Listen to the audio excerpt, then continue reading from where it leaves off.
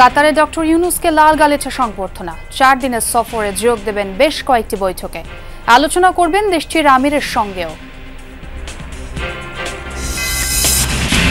জাতীয় নাগরিক পার্টিতে অন্তর্দ্বন্দ্ব বা কোন্দল নেই দাবি নেতাদের। দৃষ্টিভঙ্গিতে ভিন্নতা থাকলেও জাতীয় ইস্যুতে ঐক্যবদ্ধ থাকার দাবি। কিছু কিছু বিষয়ে অনেকের পক্ষ থেকে বিভিন্ন দৃষ্টিভঙ্গিগুলো বক্তব্য এসেছে। জাতীয় নাগরিক পার্টি এনসিপির আমাদের যে বক্তব্য এবং আমাদের যে কর্মসূচিগুলো আছে সেগুলো যেন আমরা একসঙ্গে থেকেই আমরা বাস্তবায়ন করতে পারি। নির্বাচনী মাঠে থাকলেও নিবন্ধন ও প্রতীক নেই জামাতে ইসলামের। আইনি লড়াই করেই ফিরে পেতে চায় দলটি। এখনো আদালতে নিষ্পন্ন না হওয়ায় ক্ষোভ। আমাদের রেজিস্ট্রেশনকে তারা বাতিল ঘোষণা করেছে। আসলে এটা কোনো কর্নার থেকে তাদেরকে বাধ্য করেছে। আমরা এরকম আইনি উদ্যোগ নিচ্ছি যে আইনি উদ্যোগের কারণে প্রতীকও পাওয়া যাবে, একই সাথে রেজিস্ট্রেশনও পাওয়া যাবে। রাজধানীর তেজগাঁওয়ে ছুরিকাঘাতে যুবক নিহত। ছিনতাইয়ের ঘটনা দেখে চিৎকার করায় ছুরিকাঘাত করে দুর্বৃত্তরা। এর আগেও কিন্তু এখানে কয়েকবার ছিনতাই হয়েছে, প্রতিনিয়ত ওই রোডটার মধ্যে ছিনতাই হয়। এই বড় বড় ছুরি অগক আছে, তখন ও আমার ডাক দিস, এর ভিতরে ওরে মনে করেন পার মাইরা ছুঁয়া মনে করেন দৌড়। চট্টগ্রামে আইসিইউ সংকট চরমে। জনবল ঘাটতি আর অপ্রতুল চিকিৎসা সরঞ্জামে মারাত্মক ব্যাহত চিকিৎসা কার্যক্রম। ক্রিটিক্যাল অবস্থা আইসিইউ মাস্ট বি প্রয়োজন, কিন্তু এখানে আসে আইসিইউ বেড পাচ্ছে না। 8-10টা আইসিইউ অকেজু ভরি আছে, এগুলি মেরামত করার দরকার। জনবল এবং একই সাথে জীবন রক্ষাকারী যন্ত্রপাতি দুইটারই অপ্রতুলতার কারণে আমাদের সেবা কাজে ব্যাহত হচ্ছে। আন্তর্জাতিক এসএমএস বাণিজ্যের ন্যায্য হিস্সা থেকে বঞ্চিত সরকার। অস্বচ্ছভাবে পরিচালিত হচ্ছে ব্যবসা। নেই কোনো গাইডলাইন। তেলগুলো যেটা করছে আপনি খুব অবাক হন, ইউটিউব এসএমএস গুলা বাইরের পৃথিবীতে বিক্রি করতেছে 8 টাকা থেকে শুরু করে 15 টাকা পর্যন্ত। এই 8 টাকা বা 15 টাকা সে যে ডলারে বিক্রি করতেছে, এই ডলারের কতটা ডলার তার মধ্যে আসতেছে সেটাকে চেক করার কোনো মেকানিজম বা পলিসি কিন্তু বিটিআরসির নাই। যশোরে এলজিইডির বিরুদ্ধে অপরিকল্পিত সেতু নির্মাণের অভিযোগ। গত বছর 8টির কাজ বন্ধ করে দিয়েছে আদালত। নিয়ম মেনেই চলছে সব, দাবি কর্মকর্তাদের।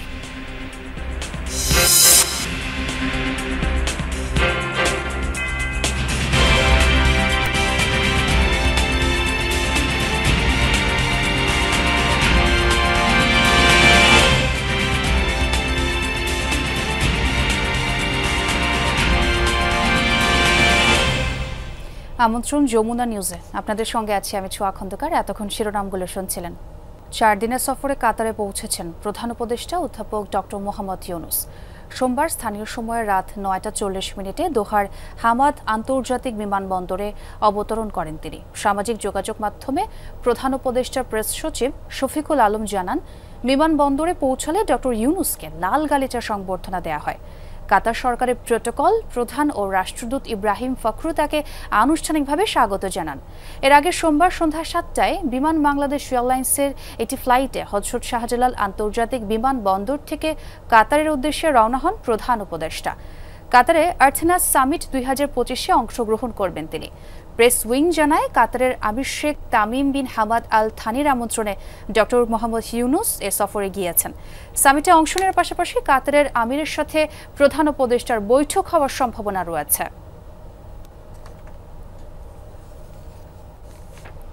শুরু হলো আন্তর্জাতিক মুদ্রা তহবিল IMF এর স্প্রিং সম্মেলন 2025। সোমবার যুক্তরাষ্ট্রের ওয়াশিংটনে IMF সদর দপ্তরে শুরু হয় এবারের কনফারেন্স। 6 দিন ব্যাপী এ আয়োজনে অংশ নিচ্ছে বিশ্বের 191টি সদস্য রাষ্ট্রীয় প্রতিনিধি, অর্থনীতিবিদ, নীতি নির্ধারক ও সাংবাদিক। বাংলাদেশের পক্ষ থেকে যোগ দিয়েছেন বাংলাদেশ ব্যাংকের governor doctor Ahsan H Mansur. প্রথম দিন বৈশ্বিক অর্থনীতি, ঋণ ঝুঁকি এবং উন্নয়নশীল দেশের বাজার ভিত্তিক অর্থায়ন সহ গুরুত্বপূর্ণ বিভিন্ন বিষয়ে আলোচনা হয়। বর্তমানে IMF থেকে 470 কোটি মার্কিন ডলার ঋণের পরবর্তী 2টি কিস্তি পাওয়ার ক্ষেত্রে শর্ত পূরণে পিছিয়ে আছে বাংলাদেশ। জাতীয় নাগরিক পার্টিতে কোনো অন্তর্দ্বন্দ্ব বা কোন্দল নেই। কিছু বিষয়ে ভিন্ন দৃষ্টিভঙ্গি থাকলেও জাতীয় ইস্যুতে এনসিপি নেতারা ঐক্যবদ্ধ বলে দাবি করেছেন সদস্য সচিব আক্তার হোসেন। বলেন, অনিয়ম করলে কেউ ছাড় পাবে না। অন্যদিকে যুগ্ম আহ্বায়ক সারওয়ার তুষার বলেছেন, 2-1 নেতার সমালোচনা করলেও সামরিক বাহিনীর সাথে কোনো দূরত্ব নেই তাদের। তবে রাজনীতিতে সামরিক হস্তক্ষেপের বিরোধী এনসিপির শীর্ষ 2 নেতাই। লামিয়া তিথির রিপোর্ট।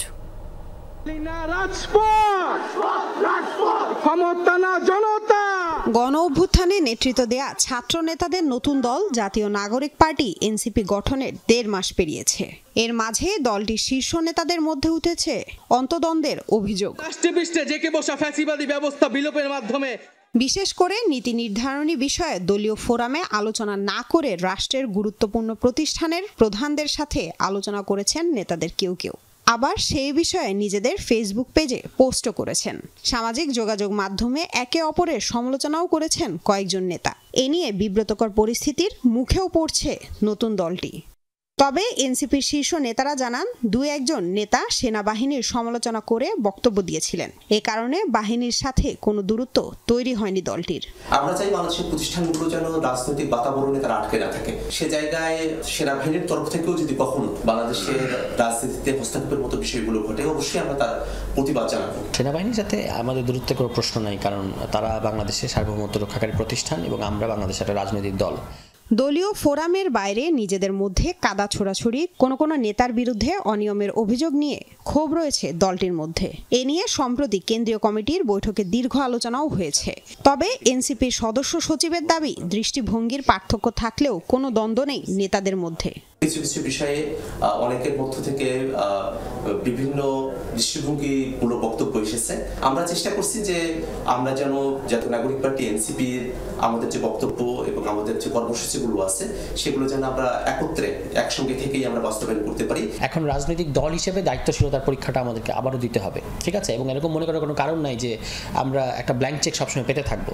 আমাদেরকে বারবার পরীক্ষায় জনগণ দেখতে চাইবে প্রজ্ঞা এবং দায়িত্বশীলতা আমাদের মধ্যে আছে কিনা, সেই পরীক্ষাটা, এবং জনগণের বিপদে আমরা পাশে থাকি কিনা। এই জিনিসগুলো যদি আমাদের নেতাকর্মীরা করে, তাহলে আমি বিশ্বাস করি যে বাংলাদেশে অচিরে আগামী 2-3-4 বছরের মধ্যে এনসিপি হবে প্রধান রাজনৈতিক দল। শীর্ষ নেতারা দলে অন্তদ্বন্দ্বের কথা অস্বীকার করলেও এর প্রভাব পড়ছে এনসিপির কর্মসূচিতে। পহেলা বৈশাখ গাজায় ইসরায়েলি হামলার প্রতিবাদে অনুষ্ঠিত কর্মসূচিতে কর্মীদের অংশগ্রহণ ছিল হাতে গোনা।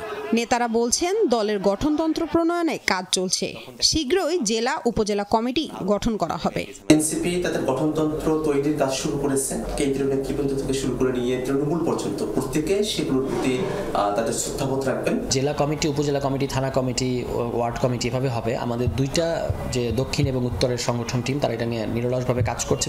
এনসিপি নেতারা বলছেন, ক্ষমতায় যেতে চাইলে নানা কঠিন পথ পাড়ি দিতে হবে তাদের।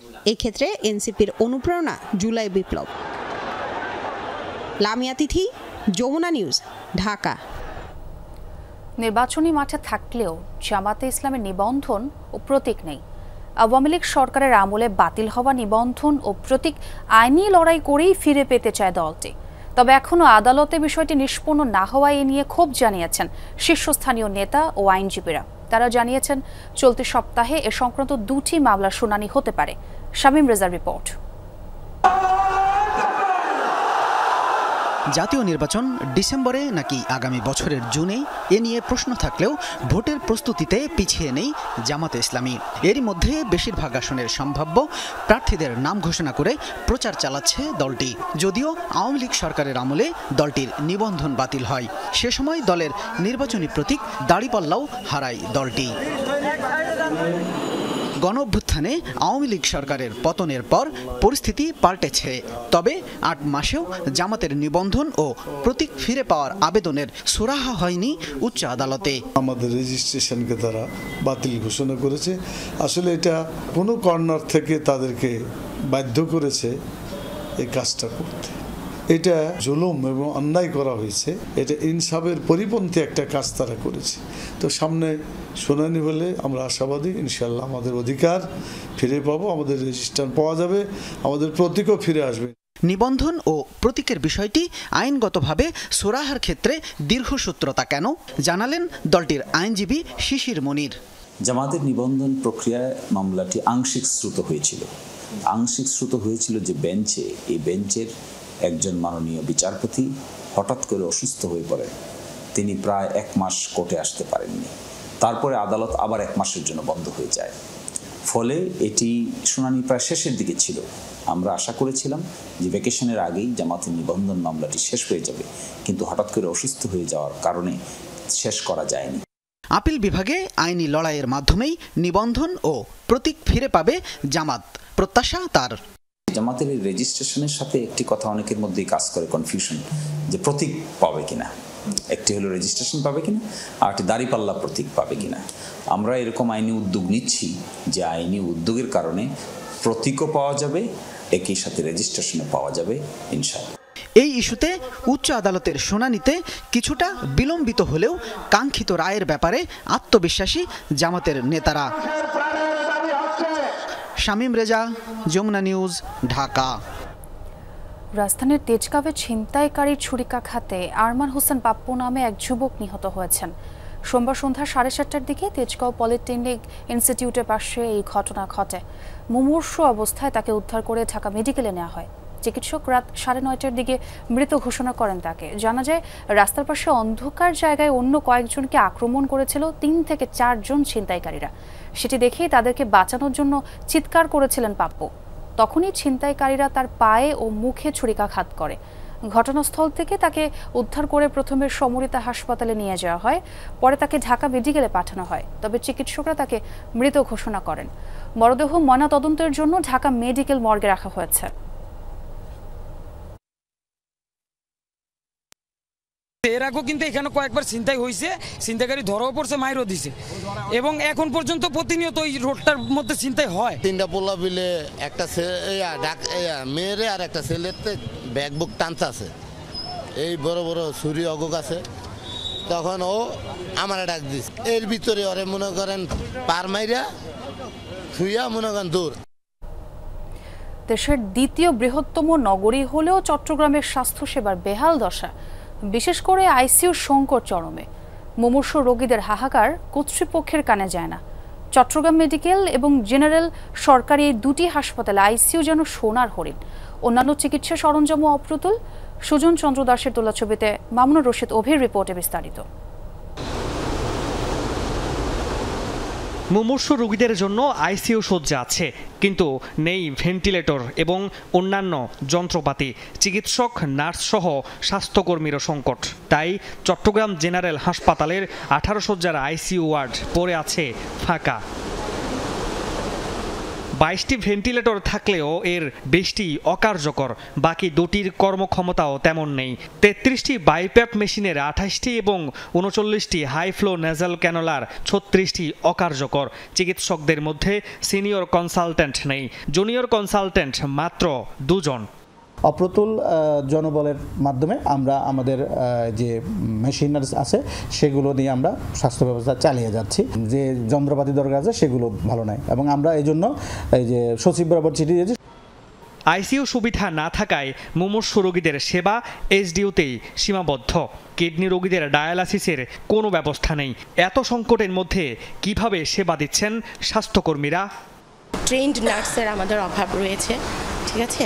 এই কারণে আমাদের জনবল এবং একই সাথে জীবন রক্ষাকারী যন্ত্রপাতি দুইটারই অপ্রতুলতার কারণে আমাদের সেবা কাজে ব্যাহত হচ্ছে।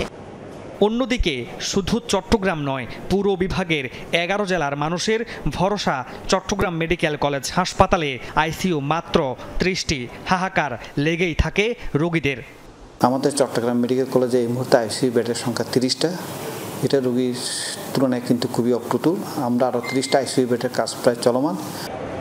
স্বাধীনতার এত বছর পরও দেশের দ্বিতীয় বৃহত্তম শহরের স্বাস্থ্যসেবার করুণ হাল। জীবন মৃত্যুর সন্ধিক্ষণে থাকা রোগীরাও পান না আইসিইউ সুবিধা। ক্রিটিক্যাল অবস্থা আইসিইউ মাস্ট বি প্রয়োজন, কিন্তু এখানে আসে আইসিইউ বেড পাচ্ছে না। আর 10টা আইসিইউ অকেজু ভরি আছে, এগুলি মেরামত করার দরকার। মূলত এসব আইসিইউগুলোতে সেবা দেওয়া হয় মুমূর্ষু রোগীদের। 18টি আইসিইউ বেডের মধ্যে সচল আছে মাত্র 8টি আইসিইউ। তাই দ্রুত সময়ের মধ্যে এসব আইসিইউগুলো সচল করার দাবি রোগী ও স্বজনদের। Mamunur Rashid Ovi, Jamuna news, Chattogram. July August গণহত্যা মামলাগুলোর মধ্যে একটির পূর্ণাঙ্গ তদন্ত প্রতিবেদন আজ ট্রাইব্যুনালের প্রসিকিউশনে জমা দেওয়া হয়েছে। 5 আগস্ট রাজধানীর চানখারপুলের শিক্ষার্থী আনাস সহ 6 জনকে হত্যার ঘটনায় 8 জনকে আসামি করা হয়েছে। সাবেক ডিএমপি কমিশনার হাবিবুর রহমান সহ ৮ জনই ওই সময়কার পুলিশ সদস্য। চিফ প্রসিকিউটর তাজুল ইসলাম জানান, ঘটনায় নির্দেশদাতা হিসেবে শেখ হাসিনার বিরুদ্ধেও প্রমাণ পাওয়া গেছে। আন্দোলনে উত্তাল সারা দেশ। রাজধানীর চানখারপুল এলাকায়ও ছাত্র জনতার প্রতিরোধ, পুলিশের অতিরিক্ত বল প্রয়োগ, মারণাস্ত্রের রণক্ষেত্র পুরো এলাকা। মুহুর্মুহু গুলিতে ঝরতে থাকে তাজা প্রাণ। ৫ আগস্ট শেখ হাসিনার পালিয়ে যাওয়ার দিনও চানখারপুলে পুলিশের ৩টি বুলেটবিদ্ধ হয়ে প্রাণ যায় ১০ম শ্রেণীর ছাত্র শাহরিয়ার খান আনাসের। বুকে ২টি আর মাথায় বিদ্ধ হয় ১টি গুলি। ১ জুলাই থেকে ৫ আগস্ট পর্যন্ত চানখারপুলে প্রাণ যায় শেখ মাহাদি হাসান জুনায়েদ, ইয়াকুব, রাকিব হাওলাদার, ইসমামুল হক এবং মানিক মিয়া শাহরিকেরও। প্রাণঘাতী অস্ত্র ব্যবহার করে হত্যার অভিযোগ ওঠে পুলিশের বিরুদ্ধে। ৬ জনকে হত্যার ঘটনায় ৬ মাস ১৩ দিন তদন্ত শেষে ৯০ পৃষ্ঠার প্রতিবেদন দিল তদন্ত সংস্থা। এতে অভিযুক্ত করা হয়েছে সাবেক ডিএমপি কমিশনার হাবিবুর রহমান সহ ৮ পুলিশ সদস্যকে। বলা হয়, পলাতক ডিএমপি কমিশনার সহ অন্য আসামিদের সরাসরি তত্ত্বাবধান, সরাসরি অংশগ্রহণ, নির্দেশ এবং সহযোগিতায় সংগঠিত হয় এই মানবতা বিরোধী অপরাধ। ৮ জনের বিরুদ্ধে তদন্তে তাদের বিরুদ্ধে সম্পৃক্ততার প্রমাণ, কমান্ড রেসপন্সিবিলিটি দুটো মিলিয়ে যারা সিনিয়র অফিসার তাদের নির্দেশ এবং যারা সরাসরি গুলি করে হত্যা করেছে তাদের ভিডিও সহ অন্যান্য প্রমাণাদিতে পাওয়া যাওয়ার কারণে এই ৮ জনের বিরুদ্ধে তদন্ত রিপোর্ট দাখিল করা হয়েছে। তদন্ত প্রতিবেদনে যুক্ত করা হয়েছে দালিলিক তথ্য প্রমাণ। এছাড়া আছে ৭৯ জন সাক্ষীর জবানবন্দি, ১৯টি ভিডিও ক্লিপ, ১১টি পত্রিকার রিপোর্ট এবং ২টি অডিও কল। এই হত্যাকাণ্ডের নির্দেশদাতা হিসেবে শেখ হাসিনা, সাবেক স্বরাষ্ট্রমন্ত্রী আসাদুজ্জামান খান কামাল, বিভিন্ন বাহিনীর ঊর্ধ্বতন কর্মকর্তাদের জড়িত থাকার প্রমাণ মিলেছে। তবে শেখ হাসিনা সহ সুপিরিয়র কমান্ডাররা জুলাই আগস্টে সারা দেশে হত্যাকাণ্ডের ঘটনায় যুক্ত থাকায় তাদের বিরুদ্ধে আলাদাভাবে তদন্ত চালাচ্ছে ট্রাইব্যুনালের তদন্ত সংস্থা। এই তদন্ত রিপোর্টে প্রধানমন্ত্রী হাসিনা, স্বরাষ্ট্রমন্ত্রী এবং পুলিশের আইজিপি এদের বিরুদ্ধেও অপরাধের সম্পৃক্ততার তথ্য এসেছে।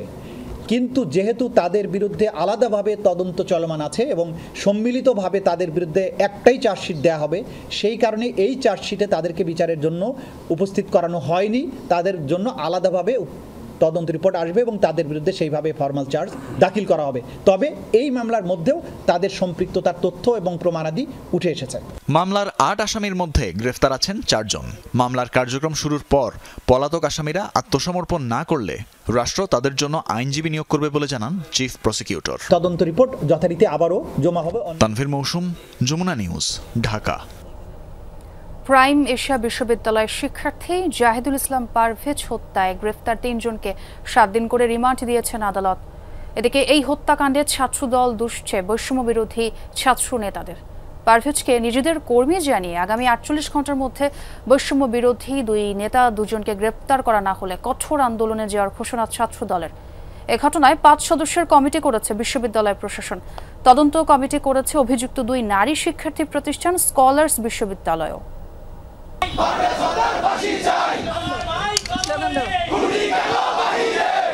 হত্যার শিকার পারভেজ ২ নারীর অভিযোগে সবশেষ বলেছিলেন, আমি শুধু হেসেছিলাম, কিছু বলিনি।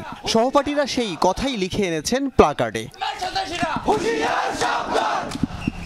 শিক্ষার্থী খুনের ঘটনায় ক্ষোভে উত্তাল বনানীর প্রাইম এশিয়া বিশ্ববিদ্যালয়। সুষ্ঠু বিচারের দাবিতে অবস্থান কর্মসূচি শিক্ষার্থীদের। কোন সন্ত্রাসী এগুলো করেছে আমি শুধু জোর দাবি জানাবো, তাদের যেন আত নিয়ে আসা হয়, তাদেরকে যেন উচ্চ শাস্তি দেওয়া হয়। এই ব্যাপারে তদন্ত যদি ঠিকমতো না হয় বা না হয়, সময় বলে দিবে এর পরিণাম কি হবে। এক পর্যায়ে তাদের সাথে যোগ দেয় ছাত্রদল ও বিএনপির নেতারা। এই হত্যায় বিশ্ববিদ্যালয়ের বৈষম্য বিরোধী ছাত্র নেতারা সরাসরি সম্পৃক্ত থাকার অভিযোগ তাদের। জাহিদুল ইসলাম পারভেজ ছাত্রদলের একজন সক্রিয় নেতা ছিলেন। কিছুদিন আগে আমরা প্রাইম এশিয়া বিশ্ববিদ্যালয় কর্মী সম্মেলন সম্পন্ন করেছি। পারভেজ নেতৃত্ব প্রত্যাশী ছিলেন। বাংলাদেশ জাতীয়তাবাদী ছাত্র দলের উপর সারা দেশব্যাপী বিভিন্ন ক্যাম্পাসে এক এক সময় এক এক নাম, কোনো সময় বৈষম্য বিরোধী, কোনো সময় সাধারণ ছাত্র, কোনো সময় আরেক রাজনৈতিক দলের ছাত্র সংগঠনের পরিচয়ে আমাদের ছাত্রদের উপরে হামলা করা হচ্ছে। তাদের রাজনৈতিক কর্মকাণ্ড, স্বাভাবিক রাজনৈতিক কর্মকাণ্ডকে বাধাগ্রস্ত করা হচ্ছে। পারভেজ হত্যায় যে 2 নারী শিক্ষার্থীর সম্পৃক্ততা আছে বলে জানা যাচ্ছে তারা বনানীর স্কলার ইউনিভার্সিটির শিক্ষার্থী। ব্যবস্থা নিতে এরই মধ্যে ওই বিশ্ববিদ্যালয়ের ভিসি বরাবর চিঠি দিয়েছে প্রাইম এশিয়া বিশ্ববিদ্যালয় কর্তৃপক্ষ। এছাড়া ঘটনা তদন্তে 5 সদস্যের কমিটি গঠন করেছে প্রশাসন। 3 জন শিক্ষার্থীর সম্পৃক্ততা মেলায় তাদের সাময়িক বহিষ্কারও করা হয়েছে। এটা সুষ্ঠু তদন্ত এবং সুষ্ঠু বিচার হয়, হ্যাঁ, সেই জন্য আমরা মিনিস্ট্রিতেও একটা লেটার ইস্যু করিয়েছি, একটা ইউজিসিতে করেছি এবং থানাতেও করেছি। এজাহারভুক্ত আসামি কামাল হোসেন, আলভি হোসেন জুনায়েদ আর আলামিন সানিকে রবিবার রাতে মহাখালী থেকে গ্রেফতার করে পুলিশ। আদালতে নিলে প্রত্যেকের 7 দিন করে রিমান্ড মঞ্জুর হয়।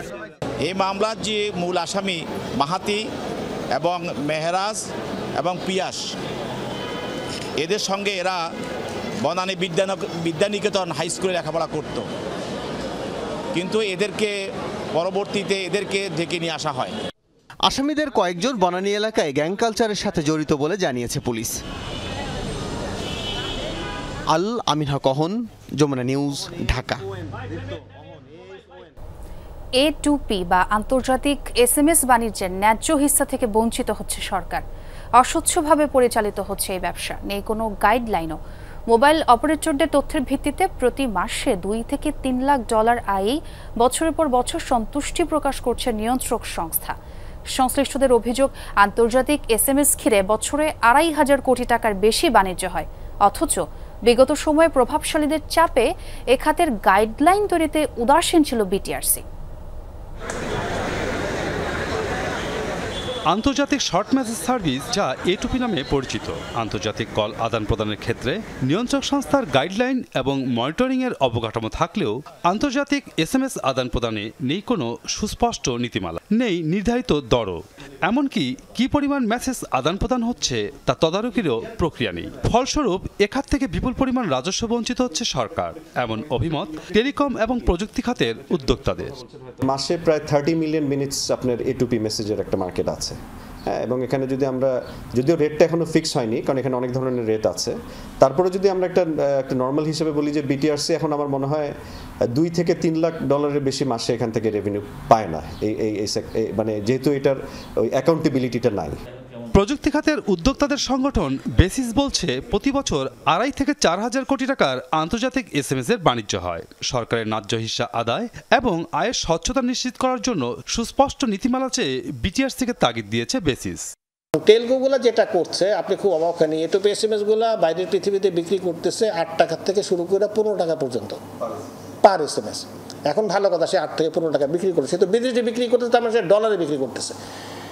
এই 8 টাকা বা 15 টাকা সে যে ডলারে বিক্রি করতেছে, এই ডলারের কতটা ডলার তার মধ্যে আসতেছে সেটাকে চেক করার কোনো মেকানিজম বা পলিসি কিন্তু বিটিআরসির নাই, কারণ আপনার গাইডলাইনে তো A2P বলে কোনো ওয়ার্ড নাই। বিগত সরকারের প্রভাবশালীদের চাপে আন্তর্জাতিক SMS থেকে আয়ের খাত প্রায় অদৃশ্যই করে রাখা হয়, এমন অভিযোগও আছে।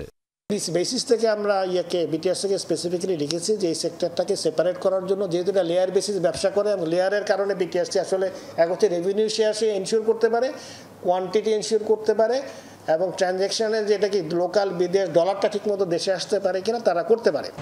ILTTS নীতিমালা অনুযায়ী ইন্টারনেট ট্রাফিক বাদে সব আন্তর্জাতিক সার্ভিস IGW এর মাধ্যমে পরিচালিত হবে, কিন্তু বিটিআরসি শুধু আন্তর্জাতিক ইনকামিং ও আউটগোয়িং কল পরিচালনার অনুমতি দিয়েছে, আন্তর্জাতিক SMS পরিচালনার অনুমতি দেওয়া হয়নি। IGW অপারেটরদের দাবি, আন্তর্জাতিক টপোলজি সিস্টেমে A2P আদান প্রদান করা হলে এ খাত থেকে সরকারের আয় 10 গুণ বেশি বৃদ্ধি পাবে। বিটিআরসি সদিচ্ছাটা থাকা এবং এই অনুমতিটা খালি দেয়া, এটার জন্য কিন্তু নতুন করে লাইসেন্সও দেওয়ার নাই, কিছুই নাই, খালি আমাদেরকে অনুমতি দিলে ধরেন কিছুটা নেটওয়ার্কের কাজ আছে, বাট এটার মাধ্যমে খুব দ্রুততম সময়ে এই মেসেজটাতে কিন্তু আমরা এই সার্ভিসটা শুরু করতে পারি এবং বিটিআরসির কিন্তু সরকার এখান থেকে একটা বিশাল আপনার রেভিনিউ তারা আর্ন করতে পারেন। আন্তর্জাতিক গেটওয়ে অপারেটিং সিস্টেমের মাধ্যমে A2P আদান প্রদানের জন্য কারিগরি বিষয়টি খতিয়ে দেখা হচ্ছে বলে জানিয়েছে নিয়ন্ত্রক সংস্থা বিটিআরসি।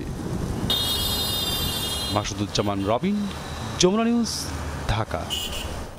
যশোরে একের পর এক অপরিকল্পিত সেতু নির্মাণের অভিযোগ উঠেছে LGEDর বিরুদ্ধে। গত বছর আদালতের নির্দেশে 8টি সেতু নির্মাণ বন্ধের পর সম্প্রতি আবারও LGEDর বিরুদ্ধে হরিহর নদীর উপর যথাযথ উচ্চতা না মেনে সেতু তৈরির অভিযোগ এনেছে পানি উন্নয়ন বোর্ড। যদিও সংশ্লিষ্ট কর্মকর্তাদের দাবি, সব নিয়ম নীতি মেনেই চলছে ব্রিজ নির্মাণ। একসময় এই নদী দিয়ে বয়ে যেত স্বচ্ছ জল, অথচ যশোর সদরের গোয়ালদাহ বাজারের হরিহর নদী এখন অনেকটাই বিরান ভূমি। সম্প্রতি কপোতাক্ষ নদের জলাবদ্ধতা দূর করতে হরিহর নদী পুনর্খননের উদ্যোগ নেওয়া হয়। তার আগে নদীর উপর থাকা ঝুঁকিপূর্ণ সেতু অপসারণ করে নতুন আরেকটি ব্রিজ নির্মাণের প্রকল্প হাতে নেয় এলজিইডি। 16 কোটি টাকা ব্যয়ে সেতুর নির্মাণ কাজ শুরু হয় 2023 সালের নভেম্বরে। অভিযোগ উঠেছে নীতিমালা না মেনে 140 ফুট নদীর উপর 91 ফুট দৈর্ঘ্যের অপরিকল্পিত সেতু নির্মাণ করছে এলজিইডি। নেই যথাযথ উচ্চতা, বর্ষা মৌসুমে পানি নিষ্কাশন বাধাগ্রস্ত হবে বলে দাবি স্থানীয়দের। 7-8 বিলির পানি এসে এমনি লাভে, পানি যদি না সত্যি পারে তো ব্রিজের সমস্যা হবে, আমাদের এলাকার জনগণের সমস্যা হবে। আমরা বলেছিলাম যে ব্রিজটা অবশ্যই যাতে নদীর যে নদী যতটুকু অতটুক রেখে বাদ বাকিটা ব্রিজ হোক, কিন্তু এখানে ভাই হয়নি। ব্রিজটা প্রশস্তকরণ বা উঁচু করে করা এটার কোনো উদ্যোগ নেওয়া হচ্ছে না। তার ফলে আমাদের এখানে যে আবার যে পানির বাধার সম্মুখীন হতো সেটা আবারও হবে। ব্রিজটা তো কয়েকবার করা হয়েছে, কিন্তু বারবারই ভাঙা পড়ে, কয়েক বছর যাওয়ার পরই ভাঙা পড়ে। আমাদের হরিয়ার নদীর ব্রিজ চাই, আমরা তো যৌক্তিক যেটা ব্রিজ, এটা তো খালের ব্রিজ, আমরা কি করব? তাহলে তো এর আগে যেটা ছিল সেটাই আমাদের ভালো ছিল। নদী খননের সময় সেতুটো ঝুঁকিতে পড়ার শঙ্কা রয়েছে বলে জানালেন পানি উন্নয়ন বোর্ডের কর্মকর্তারা। এরই মধ্যে সেতু নির্মাণে অসঙ্গতির বিষয়ে এলজিইডির কাছে চিঠিও দিয়েছেন তারা। তবে সব নীতিমালা মেনেই নির্মাণ কাজ চলছে বলে দাবি এলজিইডির নির্বাহী প্রকৌশলীর। ব্রিজটা দেখে আমার যেটা মনে হয়েছে যে ভবিষ্যতে এই ব্রিজটা হয়ে যাওয়ার পরে পানি প্রবাহে বাধা সৃষ্টি করতে পারে, তারই প্রেক্ষিতে আমি সচিত্রভাবে নির্বাহী প্রকৌশলী এলজিইডি মহোদয়কে একটা পত্র প্রেরণ করেছি যে এ বিষয়ে প্রয়োজনীয় ব্যবস্থা গ্রহণ করার জন্য, যাতে ব্রিজটি এমনভাবে নির্মাণ করা হয় যাতে নদীর পানি প্রবাহে কোনো বিঘ্ন সৃষ্টি না হয়। আমাদের ডিজাইন অনুসারে যেভাবে অনুমোদিত হয়েছে সেভাবে করা হচ্ছে। ডিজাইন ইঞ্জিনিয়ার যিনি করেছেন সেটি হচ্ছে হাইস্ট ফ্লাড লেভেল থেকে 2.86 মিটার ধরে এটা ডিজাইন করেছেন। এর আগে অপরিকল্পিত সেতু নির্মাণের অভিযোগে যশোরের 5টি নদীর উপর এলজিইডির নির্মাণাধীন 8টি সেতুর কাজ বন্ধের নির্দেশ দেন আদালত। রাহিম সারোয়ার, যমুনা নিউজ। কালবৈশাখীতে ক্ষতির মুখে সাতক্ষীরার অনেক কৃষক। গত কদিনের বৃষ্টিতে তলিয়েছে ধান ক্ষেত, ভিজে যাওয়া ধান রক্ষায় এখন ব্যস্ত চাষিরা। বৈশাখ মাসে যে কোনো সময় ঝড়ের সম্ভাবনার কথা বলছে আবহাওয়া অফিস, তবে এখনই হতাশ না হওয়ার পরামর্শ কৃষি বিভাগের। ঘন কালো মেঘের সঙ্গে হঠাৎই ঝড় হাওয়া, চারদিক অন্ধকার করে শুরু মুষলধারে বৃষ্টি। কালবৈশাখী ঝড়ে লন্ডভন্ড সব। চলছে বোরো ধান কাটার মৌসুম, তবে সাতক্ষীরা জগদানন্দ কাটির কৃষক ফজর আলীর মাথায় হাত। বৈশাখের প্রথম 4-5 দিনের ঝড়ে তলিয়ে গেছে তার সোনালী ধান। এখন রোদে শুকিয়ে কোনো রকমে চলছে ফসল রক্ষার চেষ্টা। খরচ খরচা দিয়ে যে আমি যে ফলন পাতাম, যে বিচিলি পাতাম, সব এখন নষ্ট। তালা উপজেলার ইসলামকাটির কৃষক আব্দুস সাত্তারেরও একই দশা। বিপাকে পড়েছেন ধান কেটে রাখা জেলার কম বেশি সবাই। ধান কাটা আর রোদে শুকাতে গুনতে হচ্ছে বাড়তি টাকা। বৃষ্টিগুলো সব নষ্ট হয়ে গেল, ধান তো জড়িয়ে যাবে। তারপরে এখন এই দাঁড়িয়ে দিতে গেলে আবার ঝরবে। আমি ধান পানিতে তুলতে দেওয়া 15টাতে 20টি জন লেগ দিছে। ধানগুলো আবার পুনরায় ডাঙায় উঠাতে হবে, ডবল জন খরচ হচ্ছে। দুর্যোগে এলোমেলো ধানক্ষেত, কিন্তু কাবু করতে পারেনি হতাশা। 10-15 দিন আবহাওয়া অনুকূলে পেলেই ধান ঘরে তোলা যাবে মনে করছেন কৃষকরা।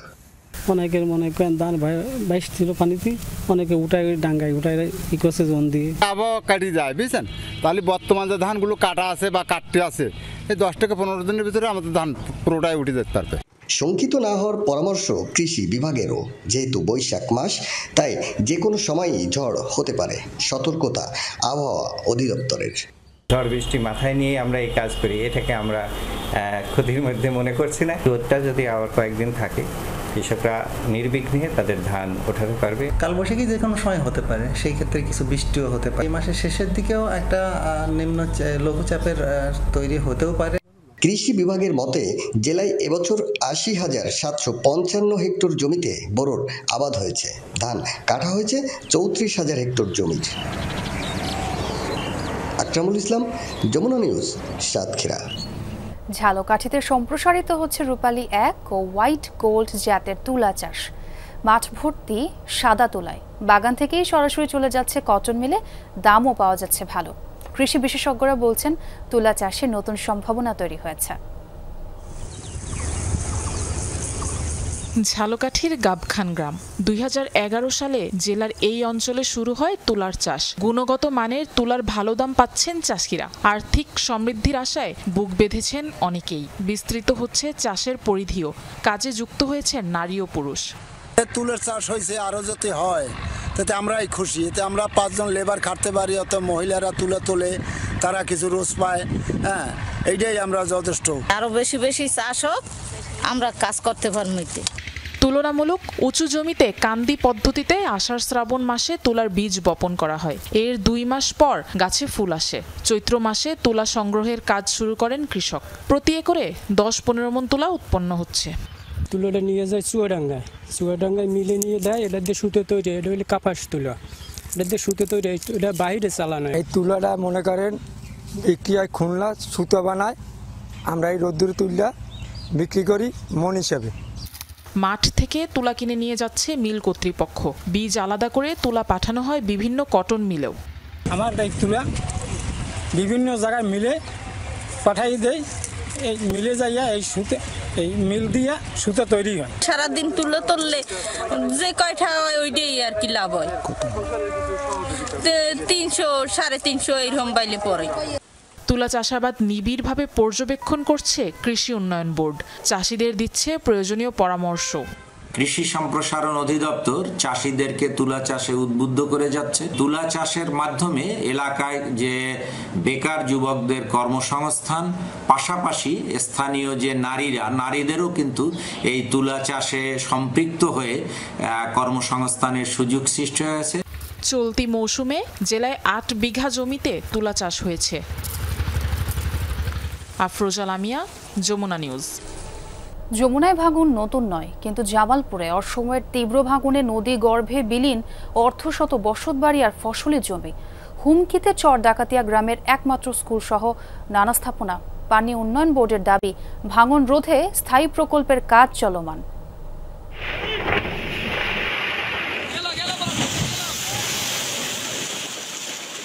জামালপুর দেওয়ানগঞ্জ উপজেলায় নদী ভাঙনের এই চিত্র নিত্যকার। 2 দশকে বিলীন প্রায় অর্ধশত গ্রাম। মার্চে উপজেলার খোলাবাড়ি থেকে বরখাল পর্যন্ত প্রায় 5 কিলোমিটার এলাকা জুড়ে শুরু হয় তীব্র ভাঙন। যমুনার রুদ্ররূপ দেখে অভ্যস্ত নদীপাড়ের বাসিন্দারা। তবে অসময়ের ভাঙনে কয়েকগুণ বেড়েছে দুর্ভোগ। ঝুঁকিতে নদী তীরের আরও শতাধিক পরিবার। ভাঙনটা শুরু হয়েছে প্রায় 1 মাসের উপরে। এখন প্রায় আমাদের এখান থেকে 30-40টা ভিটাবাড়ি একদম বিনষ্ট হয়েছে। সর্বশেষ আমার বসত ভিটাটুকু নদীতে চলে গেছে। ফসলি জমি ফসল সহ নদীতে গর্বে এখনো চলে যাচ্ছে। জিওব্যাগ ফেলেও কাজে না আসায় অবশিষ্ট বসত ভিটা, মসজিদ ও প্রাথমিক বিদ্যালয় সহ কিছু স্থাপনা নদীগর্ভে দ্রুত বিলীনের আশঙ্কায় স্থানীয়রা। প্রাইমারি স্কুল যেখানে 150 শিশু যারা লেখাপড়া করতেছে, যদি স্কুলটা ভেঙে নেয় তারা শিক্ষা থেকে বঞ্চিত হয়ে যাবে। 10-15 বার ভাঙছে। এখন আমরা যে কোন গতি করে আমরা যে কোন জায়গায় থাকবো এ বাসা ডাঙ্গা এখন নাই। এলাকা ছাড়া সহ সড়কের পাশে দোতলায় আশ্রয় নিয়েছে অনেকেই। ফসলি জমি হারিয়ে কাজ না থাকায় মানবেতর জীবনযাপন করছে পরিবারগুলো। ভাঙনের তীব্রতা আঁচ করে ঘরের টিন, আসবাবপত্র সহ প্রয়োজনীয় সামগ্রী সরাচ্ছেন কেউ কেউ। দ্রুত ব্যবস্থা গ্রহণের দাবি ভুক্তভোগীদের। অল্প লাড়া জায়গা আছে, এটা দুদিন জায়গা তাহলে তো আঙ্গরে আর থার কোনো জায়গা নেই। ঘর বাড়ি টানি টানি নিয়ে গেছি, নিয়ে যায় মানুষের ধরি বাইরে ঘর বাড়িটা নিয়ে আস্তার মধ্যে থুইছে। সরকারের কাছে দাবি যে যদি স্থায়ী বাদ হয়। জরুরিভাবে কিছু জিওব্যাগ দিয়ে ডাম্পিং করা হলেও টেকেনি একদিনও, তাই স্থায়ী প্রকল্প নেওয়া হচ্ছে জানান সংশ্লিষ্টরা। চর ডাকাতিয়া পাড়ায় এমার্জেন্সি কাজ গ্রহণ করেছি। ওখানে 2টি প্যাকেজে এই কাজটি বাস্তবায়ন হচ্ছে এবং সেই সাথে এই এলাকায় একটি ফিজিবিলিটি স্টাডি চলমান রয়েছে। ফিজিবিলিটি স্টাডির রিপোর্ট অনুযায়ী স্থায়ী প্রকল্প এই এলাকায় গ্রহণ করা হবে।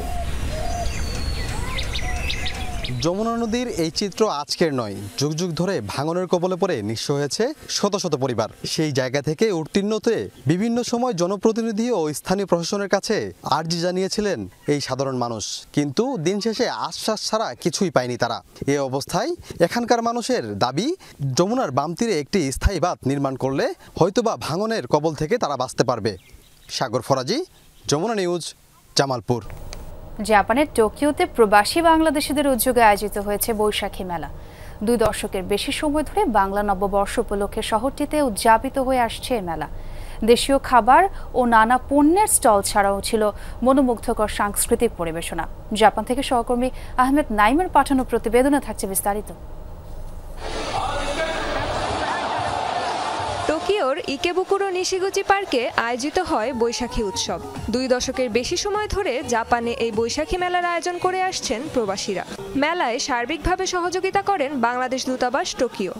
এবছরও আমাদের দল মত নির্বিশেষে আমাদের সর্ববৃহৎ মেলা আমরা পালন করছি। বৈশাখী মেলার মতো একটা আয়োজন টোকিওতে সর্ববৃহৎ আকারে আয়োজন হচ্ছে, এখানে আমরা আসতে পেরে খুবই আনন্দিত। এবারের মেলায় ছিল মনোমুগ্ধকর সাংস্কৃতিক আয়োজন। মূল আকর্ষণ ছিলেন 90 দশকের আলোড়ন সৃষ্টিকারী ব্যান্ড দল ডিফারেন্ট টাচের ভোকালিস্ট মেজবা রহমান। পাশাপাশি মঞ্চ মাতান পারসা মাহজাবিন পূর্ণি, সুভেল খান শিমু এবং মাদল সাংস্কৃতিক দল জাপান। অভিজ্ঞতাটা এখানে পেয়েছি, সত্যি খুব আমরা এসে এখানে বাঙালি কমিউনিটির সাথে মিশে ভালো লেগেছে। মানুষেরা এত ভালো আর একদম নিজের মতো সবাই, খুবই ভালো লাগছে। সবার আপ্যায়ন বলেন, সবার কথাবার্তা, সবার আমাদের প্রতি যে ভালোবাসা, এটা দেখে আসলে ভীষণ ভালো লাগছে। আশা করি একটা মনোরম পরিবেশে নাচায় গানায় আজকে মাদল টোকিওর বুকে একটা দেখাই দিয়েছে যে আমরাও পারি। অনুষ্ঠানে বাংলাদেশিদের পাশাপাশি অংশ নেন জাপানিরাও। আয়োজনকে পরিপূর্ণ করে জাপানি নৃত্য দল বেঙ্গল নাচ সাকুরা এবং জাপানি বাংলা ব্যান্ড দল বাজনা বিট। আয়োজনে ছিল ঐতিহ্যবাহী দেশীয় বিভিন্ন খাবার এবং পণ্যের স্টল। করা হয় বিনামূল্যে স্বাস্থ্য পরীক্ষাও। মেলা পরিচালনা কমিটির প্রধান সমন্বয়ক শেখ আলিমুজ্জামানের সভাপতিত্বে টোকিও বৈশাখী মেলার প্রধান অতিথি ছিলেন জাপানে নিযুক্ত বাংলাদেশের রাষ্ট্রদূত দাউদ আলী। এছাড়াও উপস্থিত ছিলেন জাপান ও বাংলাদেশের অনেক গুরুত্বপূর্ণ ব্যক্তিত্ব। প্রতি বছরের ন্যায় আরও যেন তারা প্রতিবার এইভাবেই মেলা আয়োজন করতে পারে, একসাথে মিলেমিশে থাকতে পারে এবং বড় পরিসরে এটা আয়োজন করতে পারে। আমরা এই মেলাকে আজ 24 বছর ধরে লালন করছি। এই মেলার মাধ্যমে আমরা জাপানে বাংলাদেশের সংস্কৃতি এবং বাংলাদেশের ঐতিহ্য তুলে রাখি। আগামীতে আরও বড় পরিসরে এ ধরনের আয়োজন করা হবে জানান উদ্যোক্তারা। রেজওয়ানা সাইমা, যমুনা নিউজ। আগামী 4 থেকে 6 দিনের মধ্যে হবে পোপ ফ্রান্সিসের শেষকৃত্যের আয়োজন। এ তথ্য জানিয়েছে ভ্যাটিকান। সীমিত পরিসরে হবে শেষ বিদায়ের আনুষ্ঠানিকতা। অংশ নেবেন মার্কিন প্রেসিডেন্ট ডোনাল্ড ট্রাম্প। ভ্যাটিকানে নয়, 100 বছরের রীতি ভেঙে পোপ ফ্রান্সিসকে সমাহিত করা হবে রোমে। পোপ ফ্রান্সিসের ইচ্ছে অনুযায়ী নেওয়া হয়েছে সিদ্ধান্ত। সোমবার ভ্যাটিকান সিটিতে স্থানীয় সময় সকাল 7:35 মৃত্যু হয় ক্যাথলিক খ্রিস্টানদের প্রধান ধর্মগুরু পোপ ফ্রান্সিসের। ভ্যাটিকান জানিয়েছে মস্তিষ্কে রক্তক্ষরণ ও হৃদযন্ত্রের ক্রিয়া বন্ধ হয়ে চির বিদায় নেন তিনি। পোপ ফ্রান্সিসের মৃত্যুতে শোক জানিয়েছেন বিশ্ব নেতা ও খ্যাতিমান ব্যক্তিত্বরা। বেশ কিছুদিন ধরেই ফুসফুসের রোগে ভুগছিলেন 88 বছর বয়সী পোপ ফ্রান্সিস। 1 মাস চিকিৎসা নেওয়ার পর গত 22 মার্চ হাসপাতাল থেকে ছাড়া হয় তাকে। গাজার সাংবাদিকতা করছে 11 বছর বয়সী শিশু সুমাইয়া উষা। 2023 সালে যুদ্ধ শুরুর পর থেকে ইসরায়েলি হামলায় প্রাণ হারিয়েছেন প্রায় 200 সাংবাদিক, কিন্তু মৃত্যু ভয়ও দমাতে পারেনি ছোট্ট এই সুমাইয়া শিশুকে। মাতৃভূমি ও মানুষের দুঃখ দুর্দশা বিশ্বের সামনে সে তুলে ধরছে নির্দ্বিধায়। সুমাইয়া উষা ছোট্ট একটি মেয়ে, কিন্তু দায়িত্ব পালন করছে একজন পেশাদার সাংবাদিকের মতো।